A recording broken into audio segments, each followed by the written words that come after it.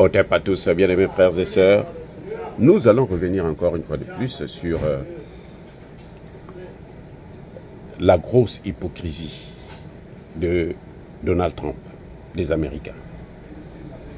Une hypocrisie qui consiste toujours à mettre de l'huile au feu, étant masqué derrière des proxys comme l'Ukraine et comme même l'Union européenne, puisque l'Union européenne est devenue la chose, hein, le caniche des Américains, et puis après revenir contourner pour dire que nous sommes des sapeurs-pompiers.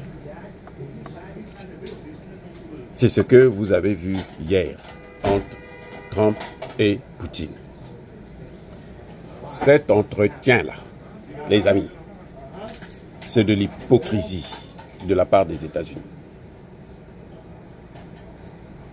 Poutine, comme à son habitude, il a toujours été serein et il a toujours été clair et véridique. Il est sérieux dans ses engagements. En tout cas, jusque-là, il n'a jamais trahi ses engagements, surtout pas avec nous les Africains. Alors que les Européens, les Américains, l'OTAN, ça fait partie de leur culture. C'est pour ça que Poutine dit que c'est l'empire du mensonge. C'est-à-dire qu'eux, s'ils ne mentent pas pour être toujours là à dominer les autres, ils ne respirent pas, ils ne peuvent pas vivre. C'est des menteurs, mais alors professionnels. Ils mentent comme ils respirent. C'est des manipulateurs de haut niveau. Regardez ce qui est en train de se passer. Après l'entretien avec Poutine, Trump est apparu comme si c'était le porte-parole du Kremlin. Ben oui, il a fait le compte rendu de ce que Poutine lui a dit. Il a dit ce que Poutine lui a dit. Je vous ai dit ça dans une de mes précédentes vidéos. Vous allez voir le titre, c'est même le compte rendu de l'entretien entre Poutine et Trump. Mais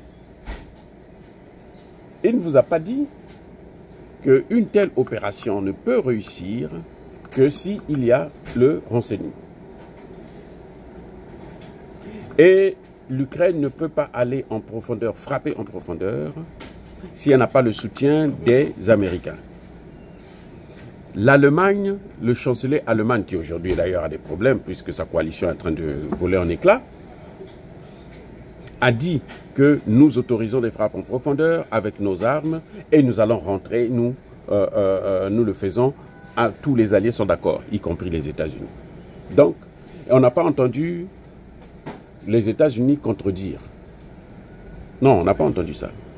Les gens disent que les États-Unis ne sont pas partis n'ont pas participé au groupe de contact sur l'Ukraine qui s'est tenu là, qui vient de se tenir ou qui est en train de se tenir en ce moment.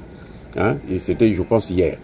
Et donc, les États-Unis ne sont pas d'accord, ainsi de suite. Non, c'est faux. C'est archi faux, les amis. Ils ont envoyé l'ambassadeur. Un ambassadeur, c'est quoi? L'ambassadeur représente l'État. Là où il se trouve là. L'ambassadeur, c'est l'État. Maintenant, je vais vous dire ce que les Américains sont en train de vouloir faire. 1. Ils veulent pousser les Européens à aller en guerre contre la Russie. En tout cas, c'est ça le schéma. On pousse l'Europe. L'Europe va en guerre contre la Russie. Ils vont s'entretuer. Ils vont s'affaiblir économiquement, ils vont s'affaiblir politiquement, ils vont s'affaiblir militairement.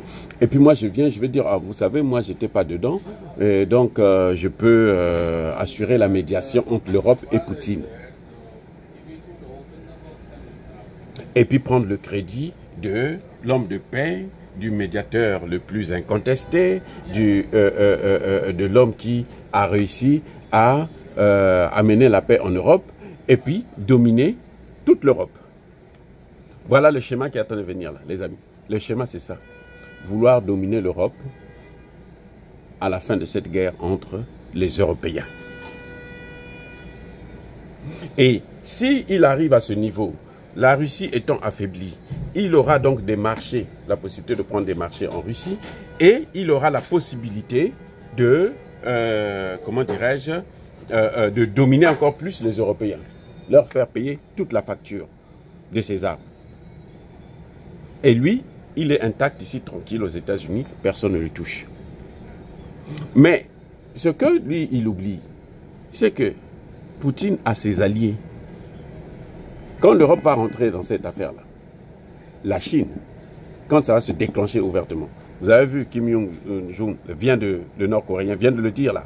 Moi, je suis avec vous, je vous soutiendrai, je participerai. Cette fois-ci, je ne veux pas participer seulement à l'intérieur de la Russie, mais je veux aller aussi au-delà de la Russie.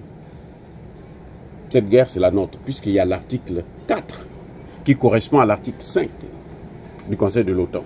Et les Américains ne peuvent pas aussi sortir de là parce que pour qu'ils puissent se dire que nous, on n'est pas dans cette guerre, il faudrait d'abord qu'ils sortent de l'OTAN. Ce n'est pas les petits jeux qui sont en train, on envoie notre ambassadeur et puis bon, nous on ne part pas, on ne participe pas aux vidéoconférences, donc nous sommes pas dans cette guerre. Non, c'est faux. Les Européens n'ont pas de service de renseignement. Tout l'OTAN là, le service de renseignement, c'est le service américain. Mais pourquoi les Américains sont en train de fabriquer le dôme d'or? Pourquoi?